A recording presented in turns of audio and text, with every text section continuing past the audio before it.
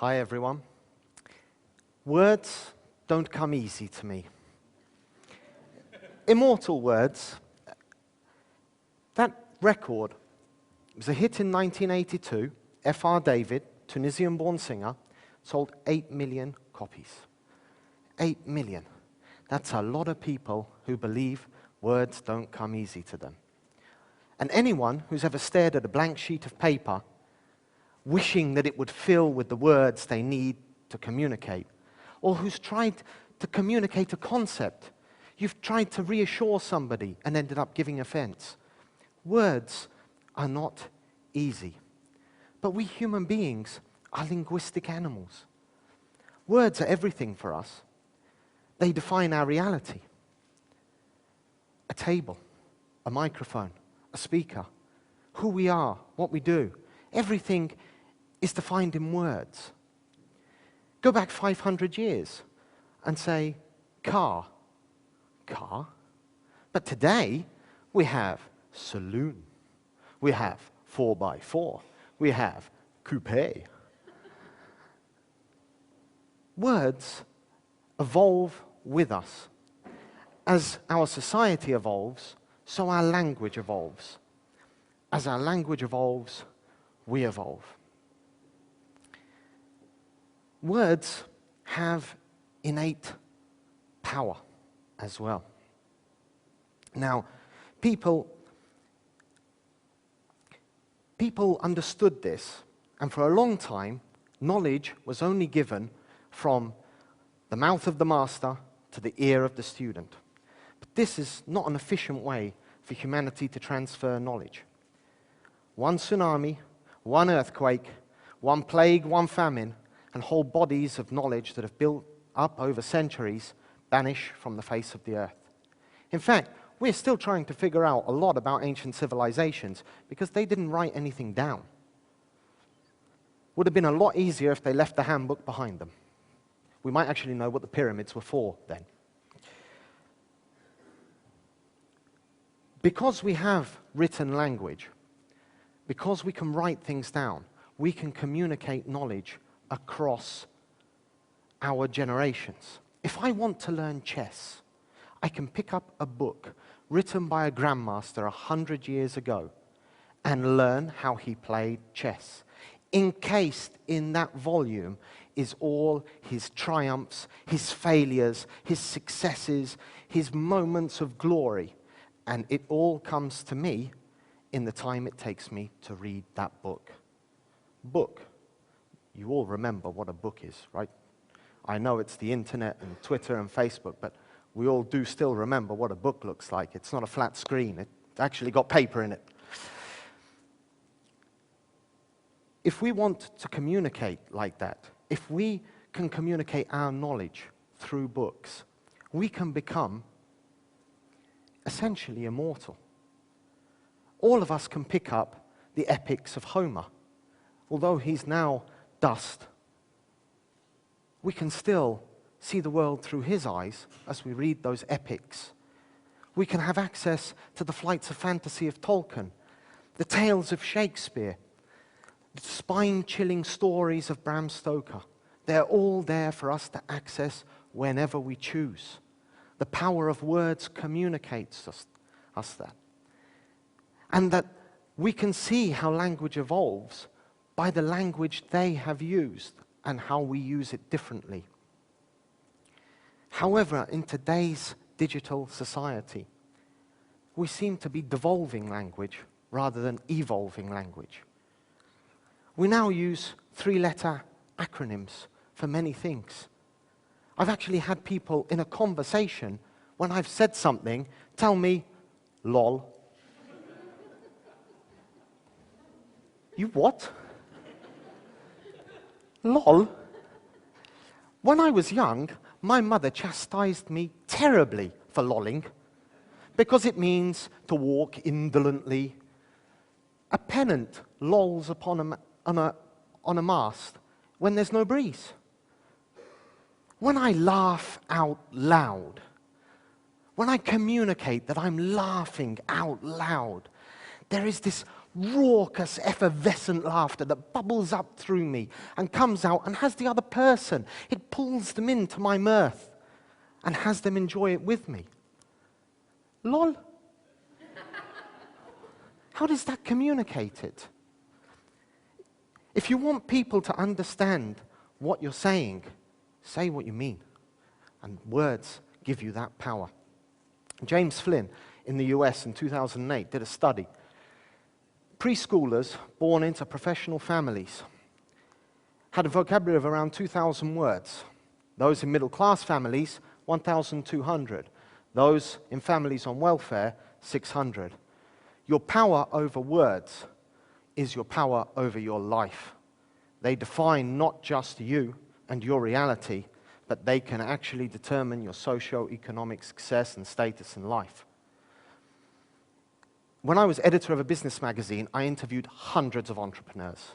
Some of them could not sign a contract unless they put an X on the bottom. Hugely successful people, but they could not read and write. And they would hide that inability under streams of profanity, roughness, gruffness, and the distancing from their staff. Why? Because those who have mastery over words, we see as successful. We see them as intelligent. Why? Because knowledge is transmitted through words, through writing. So those who are repositories of it, who are well read, are seen as being intelligent and smart. And those who don't, despite their financial successes and material wealth, are not. It is a stigma they carry. But there is a remedy. You can learn to master words. You read. You remember what that was like, right? When I was 4, I was a freak. I was an absolute freak of nature. I used to read the newspaper before I went to kindergarten. My parents despaired. Growing up on a council estate as somebody who reads the newspaper before they go to school is not easy, especially when I was, and believe it or not, I was actually shorter than I am now.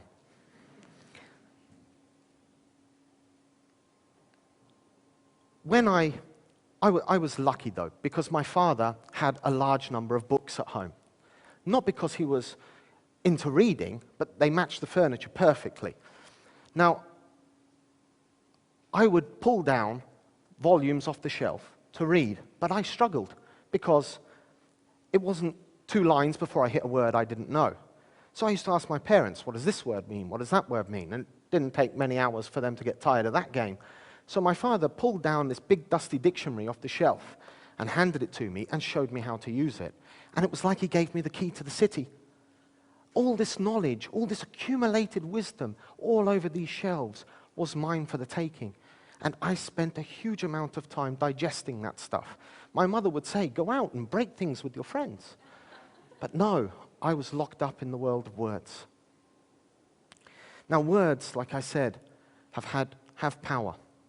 You can have power over your lives by improving how you master words. Master words, you master reality, you master your destiny, because everything we do is framed in words and reference in words. When I was in the insurance world, my job was to be the guy who found that one sentence in your extremely thick insurance policy that said, I'm sorry, sir, we can't pay your claim. I was not a popular person. Well, I was with the bosses because I was particularly good at doing that. But it wasn't what I wanted to do. And one day, I'd clawed my way all the way up to senior management in the corporate world. And one day, my wife said to me, there's a little pink line on this pregnancy test. We're going to become parents. Wow. That was a hell of a day. Because I had to change my life. How could I follow? How could I look my daughter in the eye and tell her, follow your dream, when I hadn't done it myself? Because my dream was to be a writer.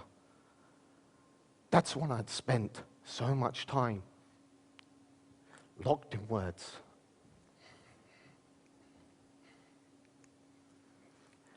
So I handed in my resignation, and decided I was going to follow my dream. And that's what I did.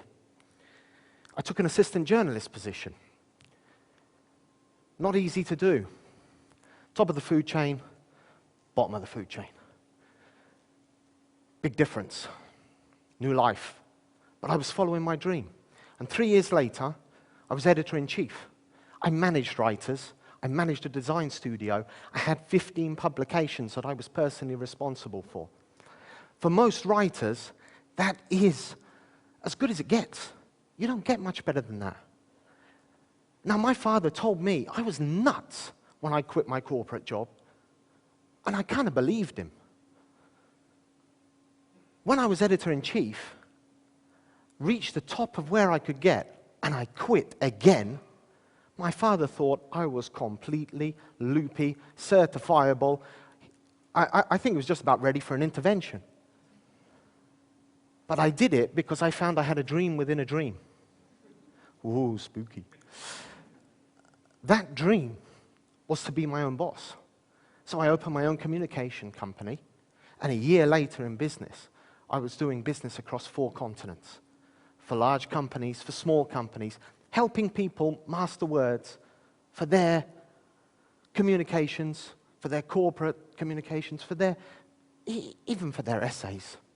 Just helping people. I loved it. It was fantastic. I'd made my dream. And then my father, on a summer holiday this year,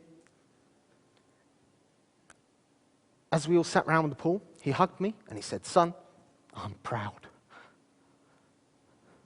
He could have said it 37 years ago, but let's give him the benefit of the doubt that he got there in the end.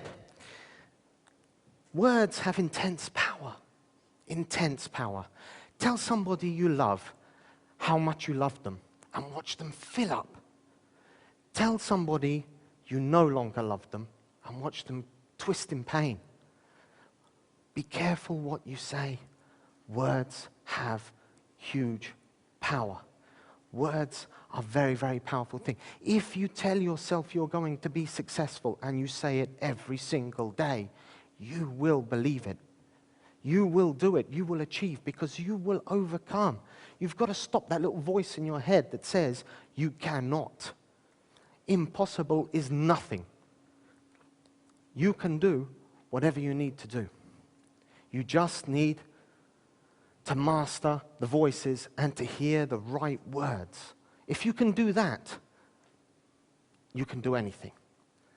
Now, what I'd like you to do, just for a second, to help you along this journey, because it is a journey. Now, the Oxford English Dictionary makes a guesstimate, because they have no idea really how many words are in the English language. There's far too many. They make a guesstimate that there is about 250,000 unique words. And the average college graduate, the peak of our educational achievement, uses about 20,000, which is about on a level with us humans using 10% of our brains. Wow, what a species. What a species. And we're proud of it. I use 10% of my brain. While the other 90% sits in neutral. The more you master words, the richer your experience with life will become. Words are a gateway. They're there to allow you. You've sat here today to listen to people speak and talk and communicate to you, to fire off new ideas into your brains that you take home with you. That's what it's all about. And the more words you know, the more power you have over words, the easier that will become. The easier you will communicate those ideas to others, the quicker they will become reality. Now, I just want you, if you think this is something hard, I just want you to close your eyes for a second. Just a second. Just close your eyes. Dark, isn't it? Imagine the word impossible. See it there, big and bold. You cannot do. It is impossible. You cannot. You will not. It is impossible. Now I want you to put an apostrophe, that little tick, between the I and the M. And it becomes I'm possible. And if one little apostrophe can change things from impossible to I'm possible. Imagine what 250,000 words can do. And that's not even counting the question marks. Words are a journey. Learning them and mastering them is a journey. Life is a journey. The more you master words, the more your life will be easier. I hope today you will go out there and take that first step, because it's not impossible, you are possible. Thank you.